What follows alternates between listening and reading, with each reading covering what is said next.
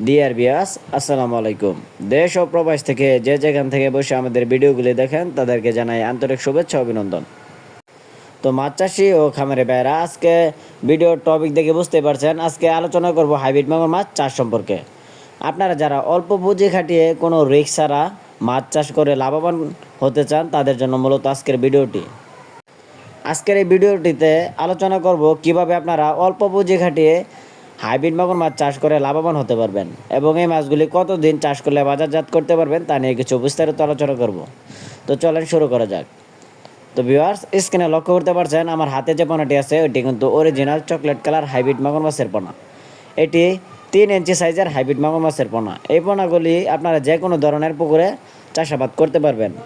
এমনকি প্রতি শতাংশে এই মাছগুলি 500 থেকে 600 পিস মাছ কালচারের জন্য দিতে পারবেন।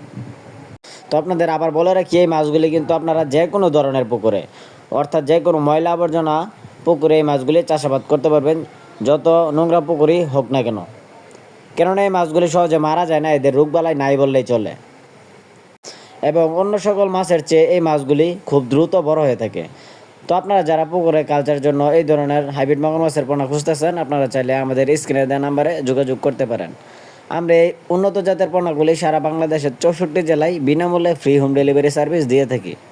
আপনি চাইলে দেশের যে কোনো প্রান্তে বসে আমাদের নাম্বারে যোগাযোগ করে এই মাছের পোনাগুলি সংগ্রহ করতে পারবেন। আমাদের কাছ থেকে আপনারা 100% গ্যারান্টি সহকারে ভালো জাতের পোনা ও ভালো মানের পোনা ক্রয় করতে পারবেন। তো আপনি মাছ চাষে সফল হতে চাইলে অবশ্যই আপনাকে মাছের গুণমান ভালো দেখে ক্রয় করতে হবে। অবশ্যই আপনাকে চকলেট কালার হাইব্রিড মাগুর মাছ দেখে সংগ্রহ করতে হবে, তাহলে আপনি অল্প দিনের ভিতরে লাভবান হতে পারবেন। এই মাছগুলি 3 মাস চাষ করলে এক একটার ওজন আসে 1 থেকে 1.5 কেজি ওজন।